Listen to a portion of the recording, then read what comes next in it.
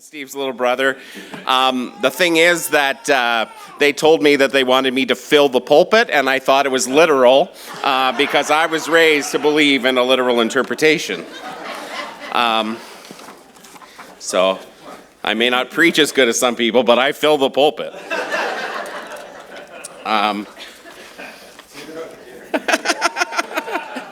All right, we're off to a good start.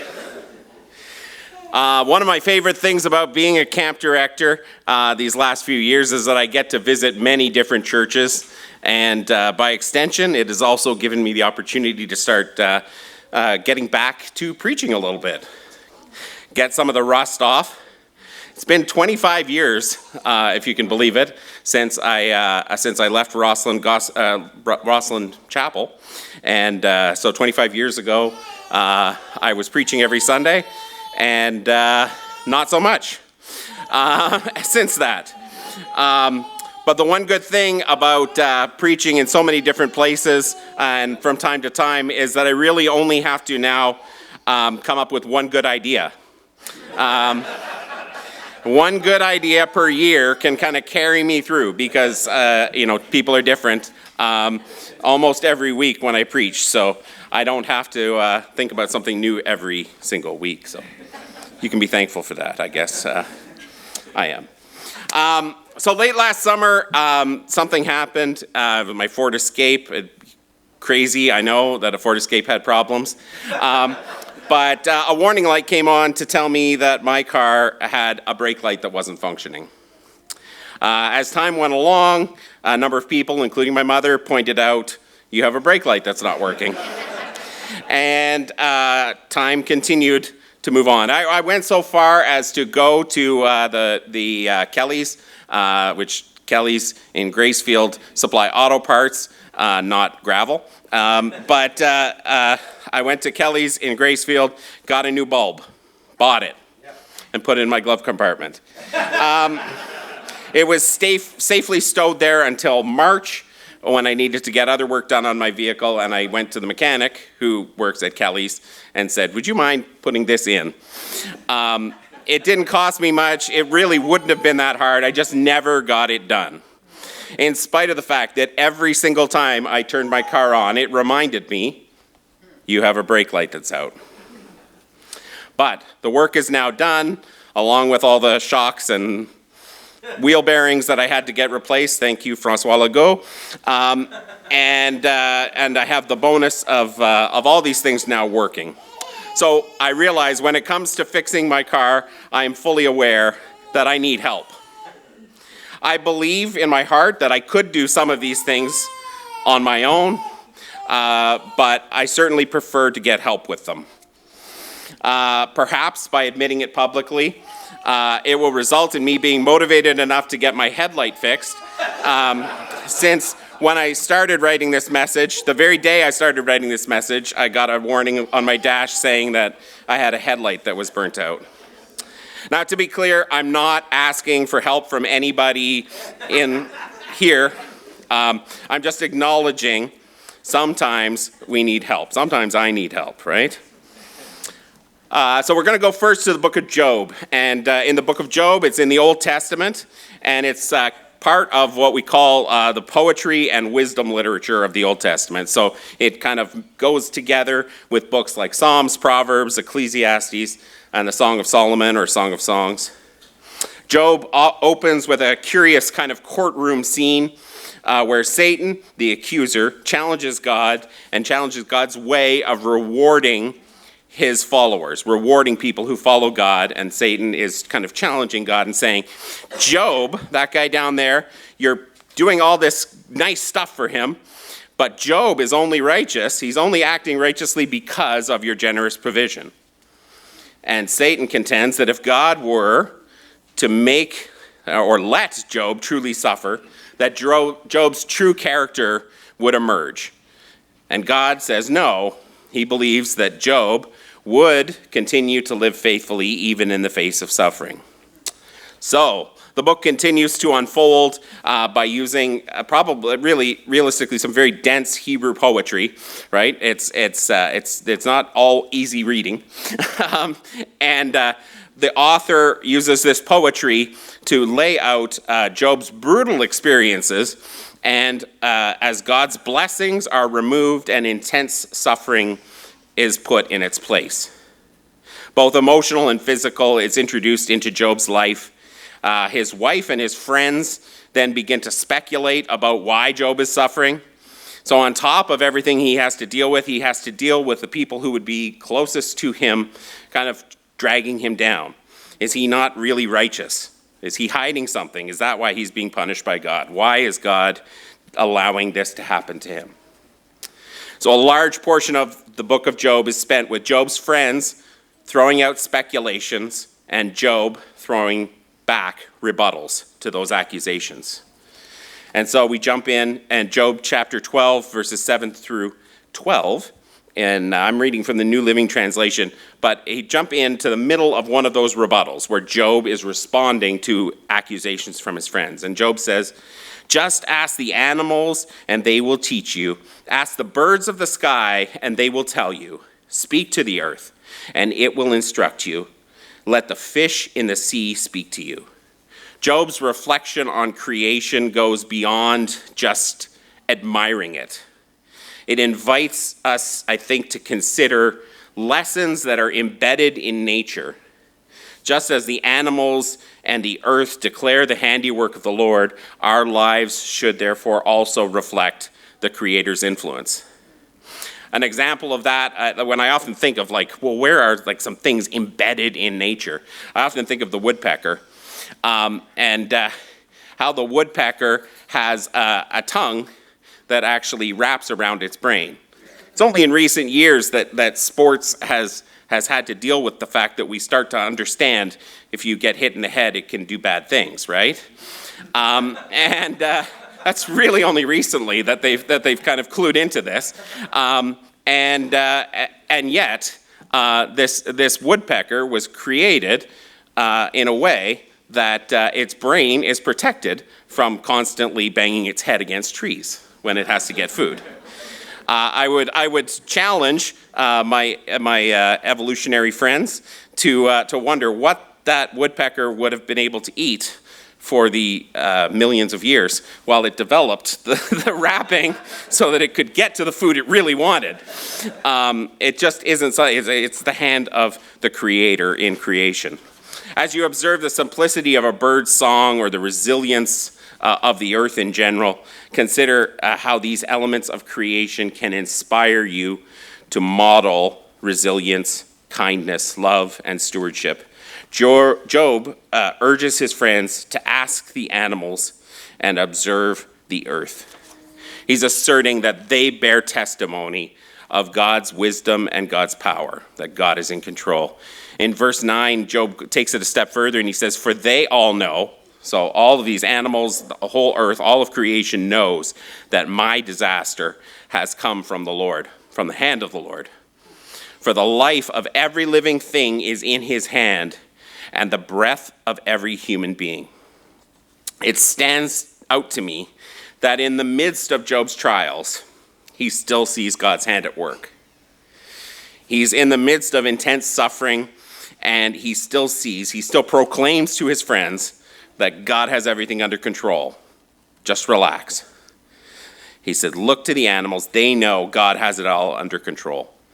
When I was in El Salvador back in February 2024, and I've told this story, but I come from a long line of story retellers. So I'm going to tell it again because it applies. But in February 2024, I was in El Salvador, and I met a man named Victor. And Victor was an older man, and he was badly crippled from 2 bad falls. He had fallen off a roof, and then a second time had fallen off a wall, and had spent weeks, months in hospital, multiple surgeries from the injuries that he sustained from these falls. And he recounted the stories of how much time he was in hospital and all the work that the doctors were doing. And at one point in time, the doctor told him that he would never walk again. But Victor's eyes welled up with tears, and he smiled and said, "But praise God, I can walk." Now, yet, as I observed, he walked with 2 canes, and his feet only shuffled, I thought, he still needs my help. But in Victor's eyes, God had worked a miracle. And I thought, my perspective was put to shame by the wisdom of this crippled man. He showed me what being thankful to God in all circumstances really means. It's not just being thankful when our legs are working perfectly, right? In verse 11, it says, "The ears test the words it hears, and just as the mouth distinguishes between food, wisdom belongs to the aged and understanding to the old." Job conveys the absolute dominion of God over all aspects of life. He describes God's power to confound the knowledge of this world, of how strength is meant to be the ideal, establishing that God's wisdom is a way beyond human comprehension. I had some great examples of wisdom that, for my own safety, I decided not to share, but because of the mentions of aged and whatnot. But I will give one example, and that was a conversation I had with a neighbor a number of years ago. His name's Doug Corrigan. Many of you probably know Doug, and he was asking about who was around the farm, and I mentioned Donnie Campbell, and Doug said, "Donnie doesn't say very much, but when he speaks, you would be wise to listen." Wisdom is from experience and knowledge. Understanding is comprehension and insight. And I agree with Doug Corrigan's assessment that Donnie is an example of wisdom in our midst here today. Jumping forward in time, we come to the book of Matthew chapter 5, and we're really only going to look at a tiny little bit. But Matthew, of course, is the first book in the New Testament. It's one of the four Gospels. Each of them tells a story of Jesus from their own unique perspective. Matthew introduces us to Jesus the Messiah. In Mark, he would be introduced as the suffering servant. In Luke, the Son of Man. And in John, the Son of God. But we're here in Matthew, and we're going to read and hear from the Messiah telling of the coming kingdom. The central part of God's new kingdom instruction is known as the Sermon on the Mount. And the Sermon on the Mount in Matthew chapter 5 through chapter 7 begins where we're starting with the Beatitudes. Although we're only going to talk about one Beatitude today, we of course know that Jesus is only getting started with this message of a new kingdom. It turns out that our plan is often very different from God's plan.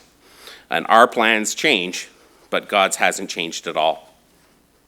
So in verse 1, it says, "When Jesus saw the crowds, he went up on the hillside and sat down. His disciples came to him. He took a deep breath and began his teaching." Oh, I forgot to mention the New Testament part. I'm reading in a translation called the New Testament for Everyone, just in case you're wondering where I'm getting these words from. But it would be easy to just gloss over these verses, right? They're just an introduction. It's just like Jesus saw crowds. He climbed a hill. He sat down. His disciples came up the hill. And then he took a breath and he started to teach. But to me, these verses paint a picture to which I could close my eyes and almost imagine being there. When I really meditate on these verses and think about what it must have been like to be one of those disciples, to be standing there in a hot and dusty place and to see Jesus recognizing that the crowd was coming. He's going up the hillside. I think probably going up the hillside makes sense. If he just sat down in the middle of the valley, nobody would be able to see him. But if he goes up the hillside and he sits down, then more people can see him, probably more people can hear him. And I like that it says he took a deep breath because it makes me kind of recognize that there was gravity in what he was saying. He sits down, which is in keeping with the customs of that day. Rabbis would sit to teach as a way to convey respect for the material and the subject, establish authority, and create a welcoming atmosphere for learning. This practice reflects a long-standing tradition that values education and sharing of knowledge within the community. It probably would come off differently if I sat down. You guys would be canceling your lunch plans. Anyway. But at this moment in time, Jesus has something important, and he sits down. He sits down, and the disciples come to him, almost like they knew they wanted to get a good seat up close. And Jesus says, "Blessings on the poor in spirit, the kingdom of heaven is yours." I've often wanted to preach on the Beatitudes or on the Sermon on the Mount, and I've stalled out because I was like, do I really understand what it means to be poor in spirit? And it's pretty hard to continue on with the rest of them if you can't get past the first one. And so technology has advanced, so I was able to ask ChatGPT, what does it mean to be poor in spirit? So I've abridged the response I got from ChatGPT, but it says, being poor in spirit comes from the Bible, specifically Matthew chapter 5, verse 3. I like how I kind of almost changed my voice, anyway, it wasn't intentional, but I am speaking as ChatGPT right now. Matthew 5, verse 3, where Jesus says, "Blessed are the poor in spirit, for theirs is the kingdom of heaven." And then it defines, it says, to be poor in spirit means recognizing your spiritual need and your dependence on God. It is not about financial poverty, rather humility. It's the opposite of pride and self-sufficiency.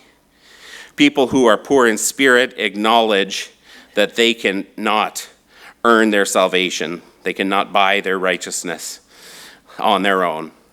They rely on God for strength, wisdom, and purpose. This humility opens the door for a deeper relationship with God. So, for the record, I'm not recommending replacing all your Bible study materials with artificial intelligence. In this case, it was a pretty good definition, I thought. I also don't have a stack of The Economist, but I found on Google a quote from The Economist that I liked from January 2013, and it says, if leadership has a secret sauce, it may well be humility. A humble boss understands that there are things they don't know. They listen, not only to the other bigwigs, but also to the kind of people who don't get invited. The New Living Translation version of this verse 3, Matthew 5, verse 3 says, God blesses those who are poor and realize their need for him, which highlights for me it's beyond. It's not about self-loathing. It's not about low self-esteem. It's not just about what I'm lacking. It's about who I'm needing. C.S. Lewis is quoted as saying, humility is not thinking less of yourself, it is thinking of yourself less, right? So then, as we kind of think, okay, well, what are we going to do with all this? I have some questions, and our first question that I'm going to invite us to think about is, and I don't have to do this in most places, but maybe here I have to mention these are rhetorical questions. I'm not prepared to deal with answers. Don't normally have to say that, but know your audience, right? Am I hearing God's message through creation? I think about, my mother tells the story, I guess, of a time where apparently I wanted to play a game after school one day, and I called the game Sometimes All the Time. And for this game, I needed to get the class picture. So we had a picture of everybody in our class, and I proceeded to go student by student through the class picture and tattle on everybody who was bad, I guess. Sometimes bad, all the time bad, sometimes bad, all the time bad. Throughout my whole class, none of my classmates are here, so I'm thankful for that. And then I got to myself. Somehow I left myself to the end, even though I was like front and center, Go figure. I worked my way around to myself, and I said sometimes. And it was all an elaborate ruse to confess something I had done that day at school. I indeed was sometimes bad. And I'm often very happy to hear of stories from people when they come over to Gracefield and they see God through creation. They see the message of God through creation, and they feel peace. I do too, but only sometimes, right? It's still my job. Often I'm too distracted by the electrical problems or water pressure or septic, and I don't notice the beauty of creation that's around me all day, every day. Sometimes I can't use those excuses of electrical, water, and septic, but I still don't notice. I don't hear from God through creation the way I should. So I think a challenge for us is to be intentional about finding some time when we can look to nature and actively listen for God's message through creation. Do I occupy a learning posture in my life?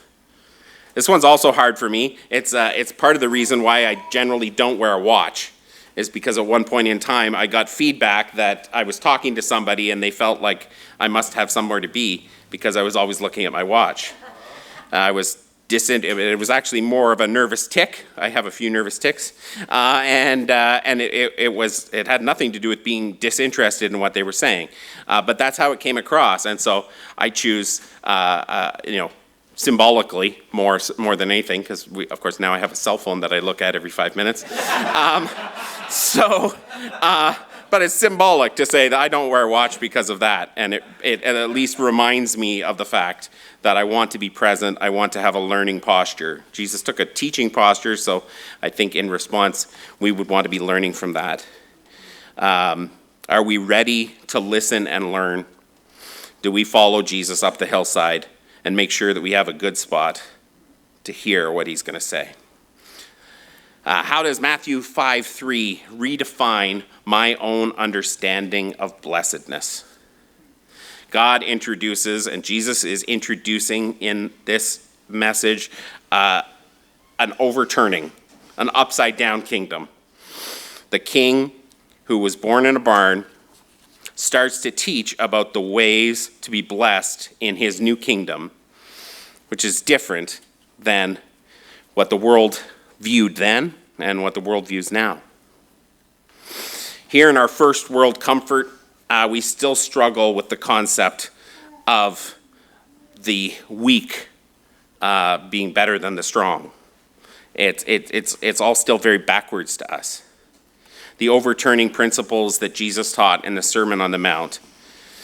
Self-sufficiency is so very important to us, if we're honest. For one, I reached an age where I no longer wanted or needed my mother to do my laundry. It happened to be 32, but I got there, and that's what's important. Yet in this new kingdom, we are blessed when we let go of our pride and we recognize our need for help. It's the opposite of what we try to do every day. We try to assert independence, teach independence, and yet God says, rely on me. Will I trust in God in all circumstances? As I reflect on this, I come to the conclusion that I used to trust God in more circumstances than I do now. There was a time when my first reaction to a hurdle was to pray, not to Google. There was a time when my decisions required considerable prayer. But I fear that now I tend to trust myself to make my own decisions more than I should. For me, trusting God requires consulting God. It's very easy for us to get caught up in our circumstances. My 2 trips to El Salvador have convicted me about how often I feel sorry for myself over things that are so unnecessary. I was completely thrown off at one point in this last trip because I misplaced my cell phone. And I'm like, I don't even have data, right? Like, it's like, I don't need my cell, nobody's calling me, I'm in El Salvador. And it was like, my brain was just like, it wasn't where it was supposed to be. And I was completely thrown off being able to connect with people the way I should.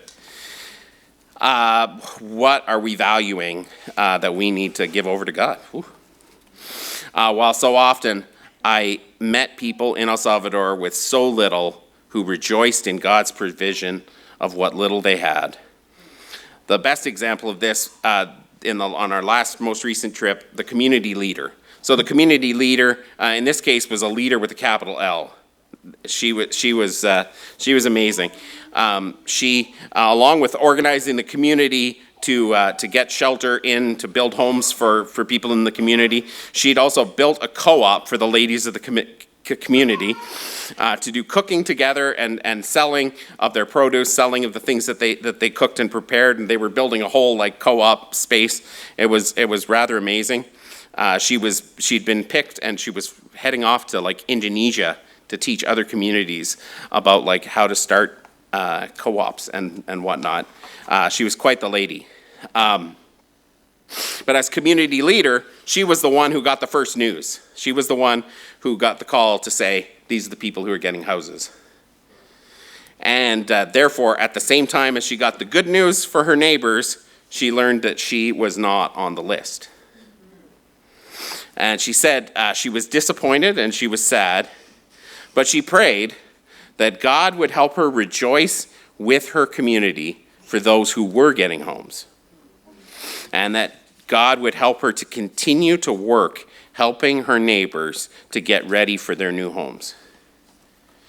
Now, I mean, happy ending to the story. A little bit later on, she got another phone call a few weeks later, and she was added to the list. So she got a home.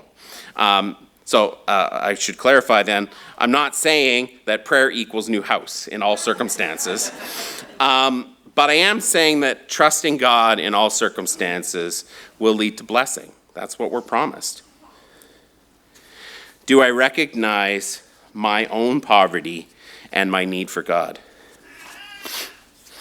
It's easy to pick out small things that I need help with and kind of humorous examples. But when it comes to things that are really important. Oh, by the way, while I was writing the sermon, I did also get my headlight fixed. So it was kind of neat how, like, when I'm writing the conclusion, I'm like, oh, I should mention that I fixed my headlight. But it's harder to me to admit that I need help from God when it involves giving up things that I enjoy. I think that sometimes we just get absorbed in all things self, I think, and giving up control can therefore be different. This may not be the perfect example, but when I was thinking about this kind of idea of our need for poverty of spirit and how I was thinking about all the things, all the selves that we have, right? I gathered a small list. Self-reliance, self-esteem, self-service, self-checkout, self-leveling, self-watering, self-cleaning, self-adhesive, self-determination, self-actualization, self-efficacy, self-consciousness, self-awareness, self-righteousness, and self-confidence. We have a lot of things that we attach to self. And I'm not saying that all those are bad, but I am saying that when we realize our need for God in everything and in every day, he promises us blessing. I'm going to paraphrase some words that were spoken by Mother Teresa, because they're really challenging. There are the few ways that we can practice humility: to speak as little as possible of ourselves, to mind our own business, not to want to manage other people's affairs, to accept contradictions and correction cheerfully, to pass over the mistakes of others, to accept insults and injuries, to accept being slighted, forgotten, and disliked, to be kind and gentle, even when provoked. Never stand on our own dignity, and to always choose the hardest path. I want to close off by doing a little exercise, and this is a thing that is called Lectio Divina, and that's Latin, and it just means divine reading. So it's kind of like a meditative prayer exercise practice that is rooted in Scripture. It aims to deepen our communication with God through the Word, and it's a process of reading and reflecting and responding to Scripture in a way that seeks a personal encounter with God. So it dates back to the 6th century, the Benedictine order, and there's basically 4 kind of components that I want us to kind of quickly work through. And that's reading. So the passage I have up here is Psalm 25, verses 4 through 7 in the NIV on the screen, but you can read in whatever translation you prefer. And then meditating, thinking about it, praying about it, and then contemplating what God might have to say. I usually add some music, and so we're going to go with the super short version. I'm just going to do the last song on the playlist, which actually happens to be Steve Bell, a musician some of you may know, his version of this entire psalm set to music. And so just as I exit, I just want us to spend some time meditating on God's word.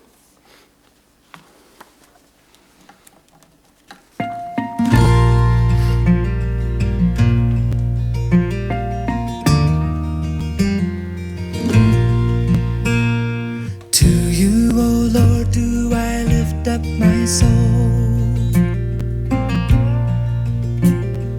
you are the only recourse that I know. When shame denies me a place in your fold, in your love, remember me.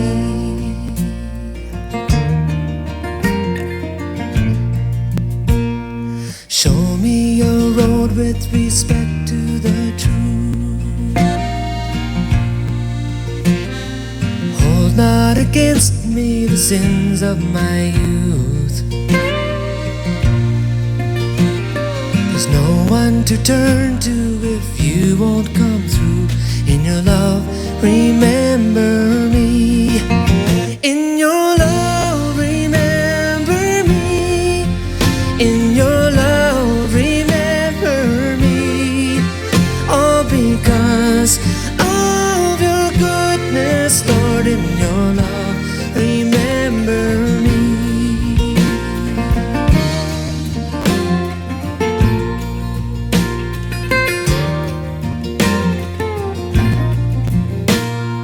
Yahweh confides in the ones who have faith, and shares from the secrets of old, so they say. And dare I presume you would treat me the same. In your love, remember me. In your love, remember me. In your love, remember me. All because of your goodness, Lord. In your love, remember me. And show me your favor, Yahweh. Let it never be said that I've trusted in vain.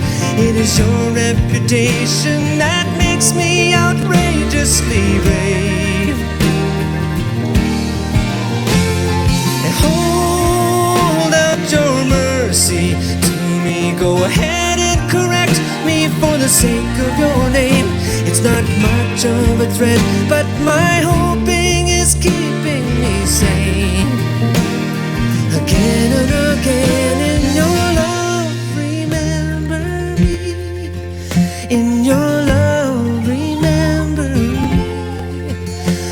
be kind.